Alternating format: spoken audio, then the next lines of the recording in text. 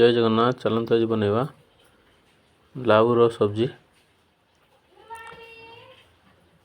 तो लाउ सब्जी बनवा लगे आम कषी नाउ नवा जो मीडियम साइज थी। देखो आप टाइप टे दबेला जापर जे कि यहाँ कषी अच्छी कि बुढ़ा अच्छी। बुढ़ा होते मंजी अधिका हो जाटा भल लगे। तो आपको आम पिलिंग करनेलु। पिलिंग कर सारापर टे बड़ साइज रे काटिबा। आपको प्रथम टे बड़ साइज करिकी भाजी नवा। प्रथम तेल दबा। तेल गरम हो सारापर से लाउ पकईकी से लाउ को आम हल्का फ्राए करनवा। देखो तेल गरम हो गलानी। जो काटिकी लाउ आम धोईकी रखिलु ताको आम फ्राए करनवा। जी आप लाउ नहीं थे तार अधा हो लाउ से जाए आपको सिझाई पड़ो।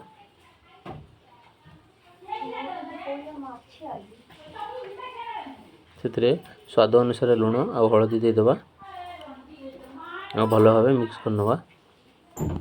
आपको फ्राए होगापाई 10 ରୁ 20 सेकेंड छाड़देवा।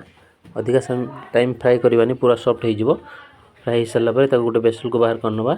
से कढ़ाई आउ कि तेल दबा। से किसी जीरा हिंगु आउ काटिकी रखिथिबा कंचा लंका देदेबा। आउ अदा पेस्ट देदेबा। आ ताको भल भाव फ्राए करनवा।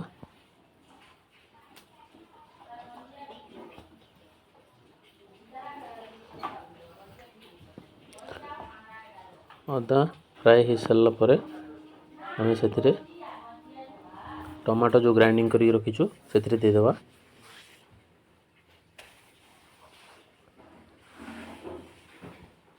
आम किसी मसला ऐड करदे जमीक कि हलदी powder, Kashmiri red chilli powder, गरम मसला, धनिया गुंड आउ जीरा पाउडर।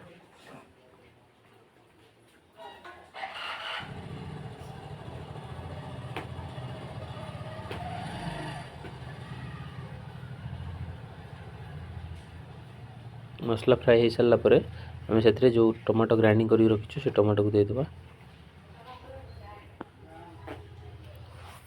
टमाटर स्वाद अनुसार लुण देदेबा। और टमाटो को सिझा लगी 2-3 मिनट छाड़देबा।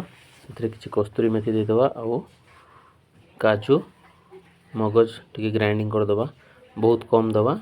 आउ अध घंटे घंटे आगु आप सक कर पानी रखिपारे जहाँद्वारा कि सॉफ्ट हो। देखो आम ये काजू नहीं जाइए। काजू को ग्राइंडिंग करके से टमाटो ग्रेवी रे देदेबा।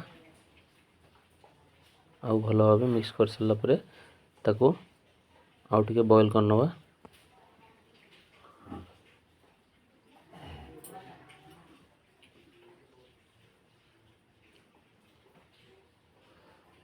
देखो आमर ये ग्रेवी रेडी हो गलानी। से जो आम लाउ फ्राए करके रखी से आम देदेबा।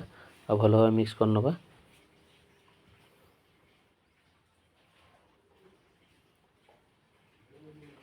काटिकी रखिथिबा धनिया पत्र से देदेबा। यदि आमर वीडियो आपको भल लगुता है लाइक शेयर सब्सक्राइब निश्चय करेंगे। पुणी देखा गोटे नुआ वीडियो रे। जय जगन्नाथ।